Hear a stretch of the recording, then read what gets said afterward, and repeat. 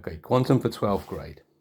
Imagine this is a cannonball suspended in front of you.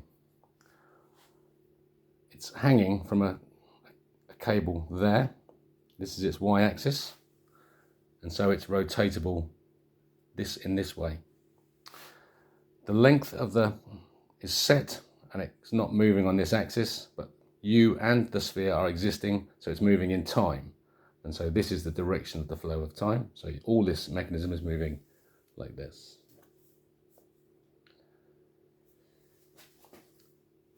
Now, here we go. So I want you to try to move that cannonball. Now, I want you to bear something in mind. Under here is a magnet, and it's pulling this down. It's keeping tension in the cable the pendulum is suspended by, and that resists twisting. So that if you try to twist this in that motion, anti-clockwise, as I see it, it won't move. You're just going to try and twist it like this. Effort, nothing. Right? Won't move. But what I find is that if there is a tiny displacement, if I can make that move just a fraction, what I can prove using Euler's theorem is that there is somewhere within this rigid body, there is a rotation. And how is that possible? Well, it's because we need to go from this rigid body now, which exists, to it at atomic scale. And you can just imagine this now. This is the atom.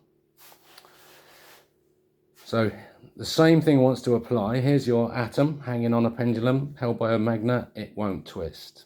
But you're down here as the engineer. You're able to manipulate this. What you find now is that this is actually soft. It's not rigid anymore, because it's gone to the reason it's an atom is because it's an elastic membrane. And so first step from Euler to Levy is elastic membrane theory. So just assume now this is the atom, and that sphere is made of water, and the surface is the meniscus of water at atomic scale, and it represents surface tension, and it forms a perfect elastic membrane. In order to analyze this complex system,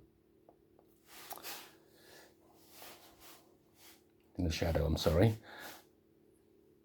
then we can say, well, let's take its volume and let's turn it into a cylinder, into a concrete tank. Let's say it's made of concrete, we could say, but it's a cylinder now. So this sphere is replicated by this cylinder of water, and I've fixed the points to be rotating at the top and bottom to allow, because remember, this is infinite. There's an infinite point I'm trying to examine. So I'm at this infinite point. I'm going to get there. So I'm just taking the sphere into a cylinder, and it's spinning. And here you can see now the 2 pi's I was trying to represent. Why it's important, because the motion one represents its inertial frame of reference, and the one that we've created, which is the same volume as the sphere, is the one based on the static pi, which is inside, which is actually moving. So we have a paradox straight away, that the motion is the inertial frame of reference, and that will be c later, the c meters per second. Don't worry about that. But this is its zero line, and this is its motion line. But in fact, when we look at it, we are this. So we see this as stationary and this as motion. So there's an error there. So nonetheless, come back to elastic membrane theory. And so we just created it into a simple shape. We could then open this into a page if we wanted to, and we could cut that and open it into an A4 sheet and analyze all the forces here. Because what we're doing is we're assuming there is no wall here, nothing, but that this is free to move. And we're assuming these are fixed points at each of the 4 corners, so that we can analyze the tension from top to bottom of the shape of this. And then that will be using Levy and its graphic technique. So this is quantizing. So what we've done is we've quantized the sphere to make it analytical with matrix calculus. And you can take it to this, as I was sketching, you could say that this height is 0, and how wide could that go in terms of meters? So you've got this distance is set by, this width is set by its rotation because it's a pole, remember. This is an nth point. So we wind it out so we can see it, but it's just a line. So it exists for one rotation. And so we can take that rotation out. And we'll see that this is h seconds, measurable. And that this is 2 pi times 10 to the 42 meters. And but with an energy constant built into it. So, Euler's rigid body to elastic membrane, sphere, to cylinder, to two-dimensional, to matrix calculus. Okay. So now we have a fluid bearing that we can analyze. We know the bearing looks like that, but it's actually spherical. In terms of load, the bearing looks like this. Yeah? These forces are equal. This will be wherever this wants to be based on how far it can spin out. But this is fixed because this is the loads at either end. So we come back to our axes and we can see forces. See these the two axes of forces there. This one is, x-axis is spin force. That's the strong force, the strong universal force. It's spinning about an axis across its equator, but because all of this action occurs inside that spinning frame of reference, you can ignore it. But you know it's there, so this spin force is there forcing this and this spinning this way. We know it's rotating, and so there's a force here that forces it to go like that. Now, because we are within the spinning frame of reference and we're ignoring it, we see this orbital force coming from nowhere. But in fact, it's the next force that there must be. If this is spinning at top speed, c meters per second, it's the water, right?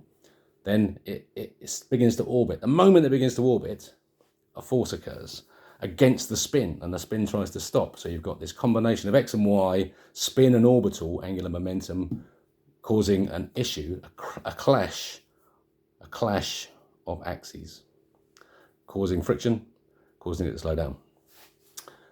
So what happens is a second axis, a fluid bearing develops, that we're analysing the fluid bearing, and this is the fluid bearing that we're looking at here, inside here. Because it moves in time, you have to take that into allowance, but nonetheless, here's my standing wave that's created inside the centre of there, that is replicated here, that we're looking at down. We could say this is the wave analysed as a widened out, because it looks like that. And so we're into the z-axis at last. Yeah. So there's my drawing of my z-axis. So then we're back to the technical one where we're seeing Euler coming into play. So now this is the fluid bearing. I've just returned it back to a sphere in order to analyse the wave motion. The problem that science has is that this can be analysed with matrix calculus. It's called quantizing, but you can't analyse this action with quantizing because it's gravity and it's time. So you have to remove the matrix calculus, go back to the graphical approach as recommended by Levy in the handbook, and we're back to this beautiful thing where we're starting to see the build-up of the two dimensions of the z-axis. So those two forces, the spin and the orbital, are causing a fluid motion at the very dot point. And remember, we're right at the dot point. On there. We're right at the dot point of infinity here. We just wind it out so we can see it through our analytical technique. But we return the sphere so we can see what's happening. And it's Euler. Here he is. His axis theorem understood. Those two forces, spin and orbital, create this fluid bearing which is spinning round and round. It creates the electromagnetic field, all that stuff in there. But its axis can't be the y-axis, can it? Can't be. Can't spin on that y-axis. Can't. It's going to be somewhere else. It's going to be forced off of it, and that's where it causes the tilt. The tilt that we had here. Here's my axis building up. There's my rotating support at the peak of the, yeah. Do you see how we're building this back up again into reality? Anyway, I think that'll be part one. Let's see how that looks. What I need really is some questions. What do you mean by that? Can you start from there? And then I'm away. Wish me luck.